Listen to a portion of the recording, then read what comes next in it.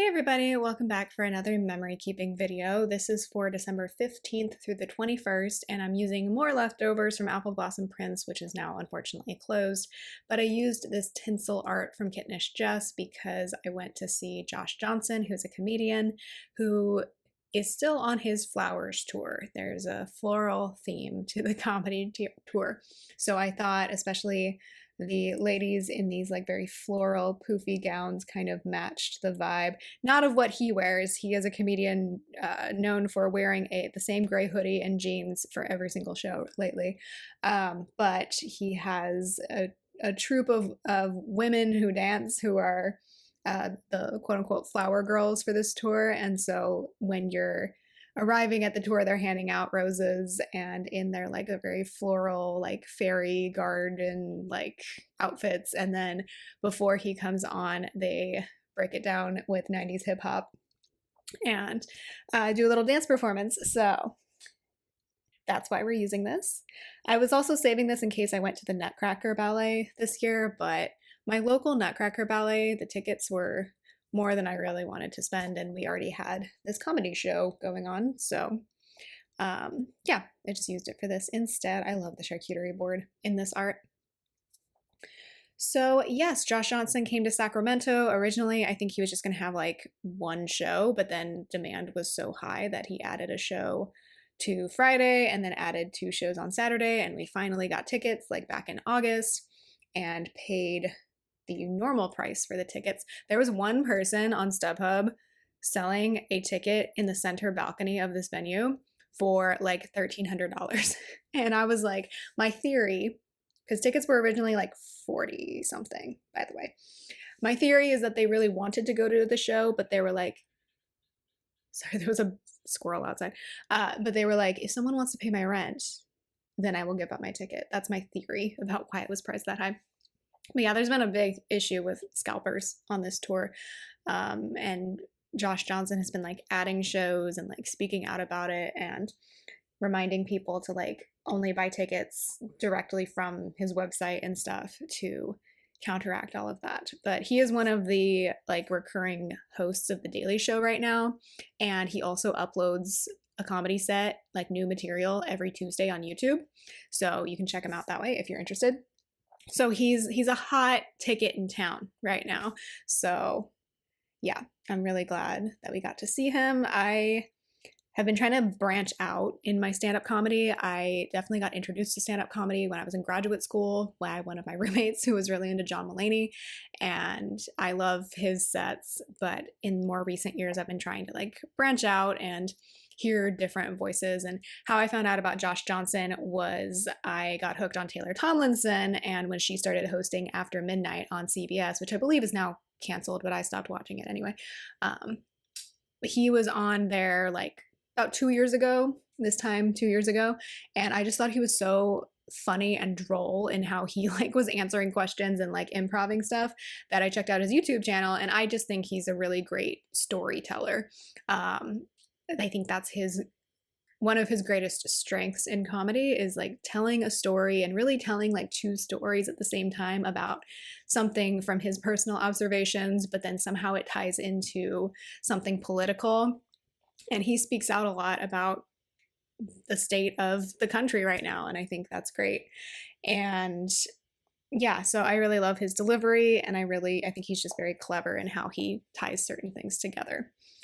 So really glad we got to go see him. He came to Sacramento at this new venue called Channel 24, where we went for Death Cab for Cutie in the summer. And so I'm really happy to have that venue here. This time, because it was a comedy show, we bought actual seats instead of what we did with Death Cab for Cutie, where it was just general admission, except for like ADA and like I think some balcony seats. So we were on the balcony this time, and I think moving forward with shows at that venue, I might go for the balcony over general admission floor because I think the view is just better. I'm very short. I'm not like super short. I'm 5'2", which I think is about average, but like it was just more comfortable. Plus we could sit down, but it was for a comedy show and not a concert, so I totally get that. But yeah, I actually ended up journaling the next morning about the show because I wanted to like remember what happened. And comedy, like theater, which I also enjoy, is really one of those things where like you had to be there. Like I feel like it's easier for me to recap in a video a concert because like they're playing songs mostly the same way that they are heard on recording, and then there's little ad lib stuff in between songs. But comedy shows, I can only tell so much. It's like you just got to go watch the set for yourself. So it was funny. We did happen to be sitting next to another city planner who works in my county that I grew up in, which was funny. So he overheard my husband talking about something city planning related, and they struck up a conversation. There was an opener comedian. Her name was Marlena Rodriguez, and she was so funny. I thought she was really funny as a millennial woman, and she is a breast cancer survivor and also a hot chocolate queen. Like she gave a big shout out to making herself a cup of hot chocolate every night, and I'm like, yes, I identify. So she was a hoot. I loved her. I follow her on Instagram now. And then, like I said, the Flower Girls do their little performance. I keep saying little performance. It's a great performance, but they do like a hip hop dance routine. And then Josh comes out. And the theme of like this night's show, he's coming up with new material like every day. Like every show is different, which is quite impressive, and how he's able to upload to YouTube so much. So even there was like a 7:30 show, and then there was our show at like 9, I think. And the two shows were clearly different because he uploaded part of the set from the earlier show to YouTube. He didn't upload anything from our show, but that's totally fine. But yeah, the theme was like, it's a weird year to have Christmas or really like any holiday. And we're like, yes. And he went on about Trump and Epstein for a long time because that's what he does. And he was like, wow, I really don't have a best friend like that who I could just like be on the phone with for that long and be like, no, you hang up. No, you hang up, which was hilarious. And also like, ugh, these guys. But a big part of his comedy, like besides like joking about his life and about politics and all of that, is also just like emphasizing the need for community right now, and like everyday people, we need to like band together and like care about each other because these other people who are in power clearly do not care about us, right? So there's always a kind of a recurring theme of that in his work, which I struggle to remember a lot because I just get very mad and like assume everyone's out to get me, but that is something I think that's important to remember. And then I started laughing from like the beginning of this joke, even when nobody else was. He like went into a whole thing about going to the mall to see Santa, which he's like a couple years older than me, so probably like 35, 36 years old. So from the get, I was laughing because I'm like, this is ridiculous and so funny.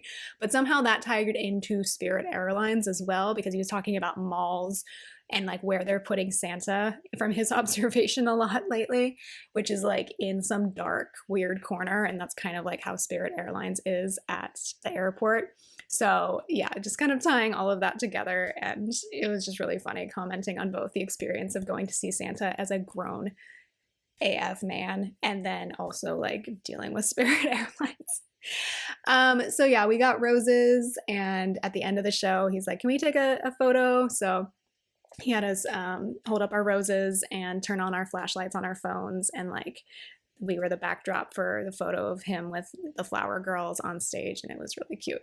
I also got a really good drink at the venue this night, and I can't remember what it was because I didn't write it down anywhere, but I think it was a whiskey cocktail. I don't remember what it was though, but it was very good. So that was Saturday. As far as everything else going on this week, I'll just kind of run you through it. If you have questions about what stickers are being placed, let me know in the comments down below. We did receive Christmas cards this week, so that was fun. I like getting those in the mail, and then I was doing a lot of grading. I had a medical appointment on Monday, so I got McDonald's after because that's my reward. And I was watching a lot of the part 2 for season 5 of Stranger Things trailers this week, as well as Great British Bake Off holiday episodes that I've already seen, but it's my Christmas tradition to rewatch them this time of year. This week and next week, so Christmas week, I had a lot of issues with like waking up in the middle of the night. Somehow that fixed itself by going on vacation, and like it just reset my sleep, my circadian rhythm. But I was having a lot of issues waking up at like 3, 4, 5 o'clock in the morning and then not being able to go to sleep. I think it was just stress. So yeah. My dad's birthday was also this week. It was on Tuesday. The sun came out that day, which was really, really nice. And Clover was being cuddly again. She was like asking for pets and being cute. Clover's my cat, if you, or one of my cats, if you don't know. Yeah, lots of grading, all the regular stuff here. And then on Friday, which we're going to get to sooner rather than later, I woke up at 4, and then so I just decided to like finish a bunch of work early in the day instead of trying to go back to sleep. So then I ended up napping on the couch with my other cat, Evie, because she is very much a lap cat. She is very cuddly. So I think I was done with work by like 11 or noon or something, and so then I could take a nap. And that felt really, really good because I had been awake since 4 in the morning, and I just got out of bed because I'm like, there's no point in me trying to go back to sleep. It's just not going to happen. We went to one of our favorite restaurants this night on Friday. It's called Journey to the Dumpling, and I got my favorite chicken dumpling noodle soup. I showed that on my Instagram Vlogmas, so you can go look at that if you're curious. I did create a highlight for that. And we decided to treat ourselves to their egg tarts because it was about to be Christmas and we hadn't tried them before, and it was very, very much worth it. So they were very flaky and delicious. Saturday was just kind of the lead up to the comedy show. So that was another day where I woke up at 5 for who knows what reason. My husband was very sweet and made me coffee, and I got to sleep in. And then I did my Christmas nails, which are the nails that you see in this video.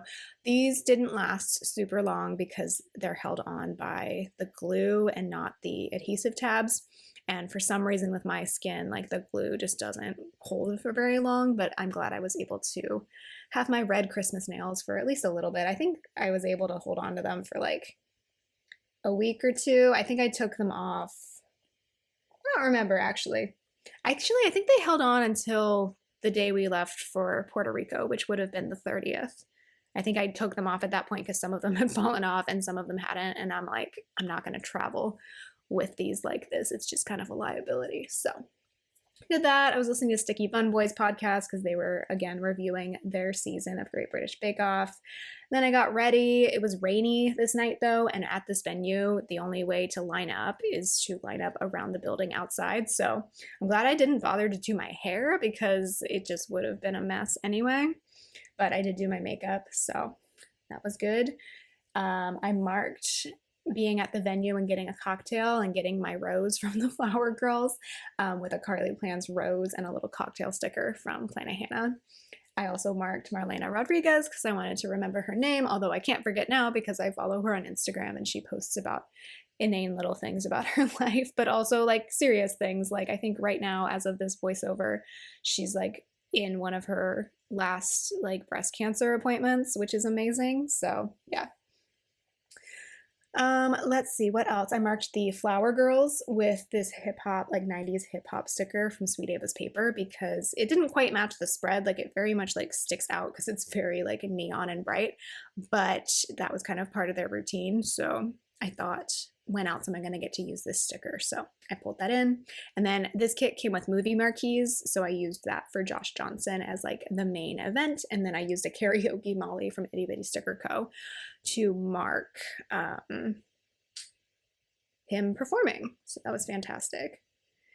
People had been talking on Reddit. I'm learning I probably just need to get off Reddit because like between this and Stranger Things, I feel like people must just be on their phones when they're supposed to be listening and like they're only hearing every other word, or maybe they're just like incredibly grouchy. And maybe it's because I am a creative writer. I don't write that much, but you know, I've worked at a newspaper. I've had to put my work out in front of people a lot, including for criticism.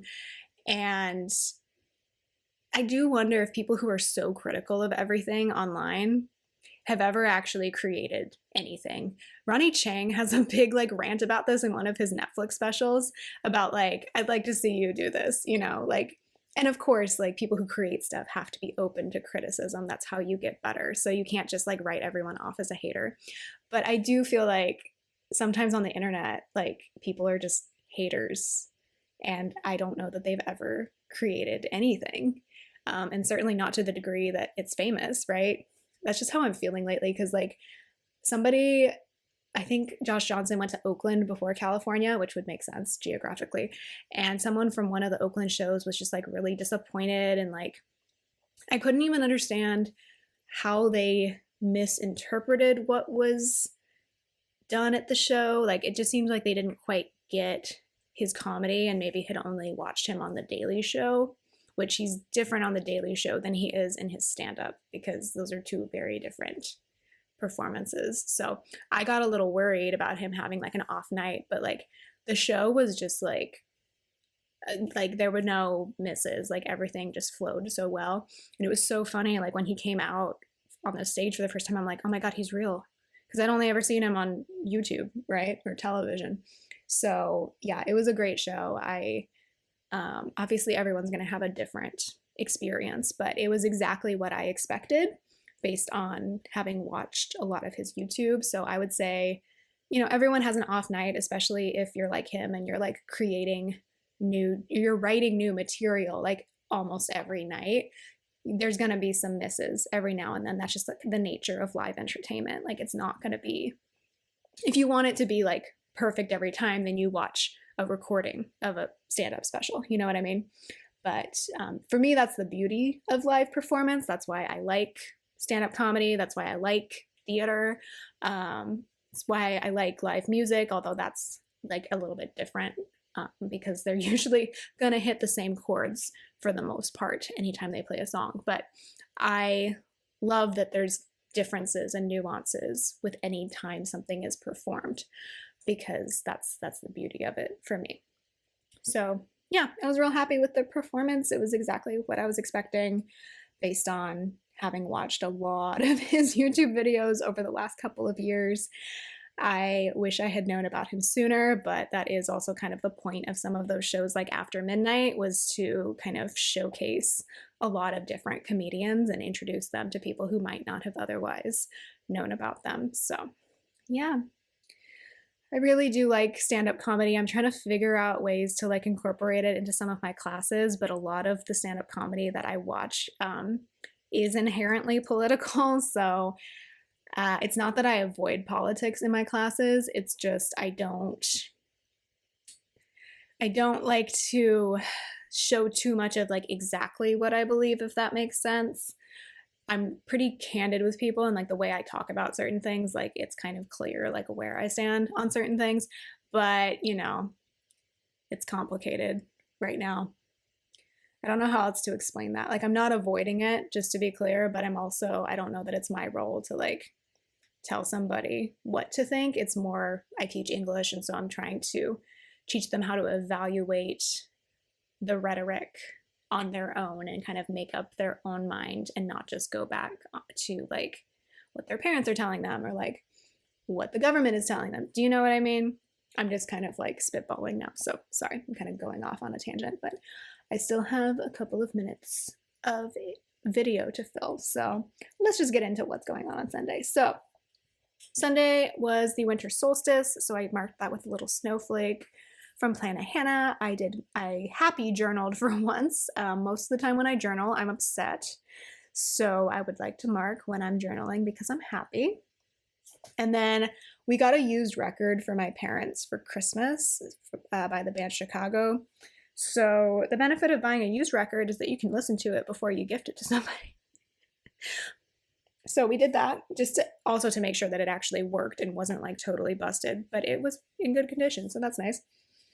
So then after doing that, I could wrap that as well as pretty much all the rest of the holiday gifts. And then we started our holiday baking. So I wanted to try making bizcochitos, which are a New Mexican cookie that's from my husband's heritage. And so we figured out a way to do that. So we baked those this day, and then we prepped the gingerbread dough because that needs to chill so that it'll actually hold its shape when you cut it and bake it. So the cookies all turned out really good, and my family really enjoyed both of them, which I was really happy with, because bizcochitos are, they're kind of like a shortbread, but they're seasoned. So you put in like orange peel and a lot of cinnamon and anise seed, and then you sprinkle it with cinnamon and brown sugar, I think. I forget what exactly we did. So they're kind of floral tasting in a way, in like a really good way. Like the first time I tried them, I was like, I'm instantly hooked. These are amazing. I could eat 20 of them. And then gingerbread, I make gingerbread that like is spicy, not like hot spicy, but like you can taste the ginger. And so I was happy that my family liked it, because not everybody likes like seasoned cookies, if that makes sense. Yeah, that is all for this week. Just watched some comedy and did a little bit of reading at the end of Sunday. And then I was really antsy and up late. I was just having a stressful time this week. So it was nice to unwind with some comedy. Thanks so much for listening to me. I'll talk to you next time. Bye.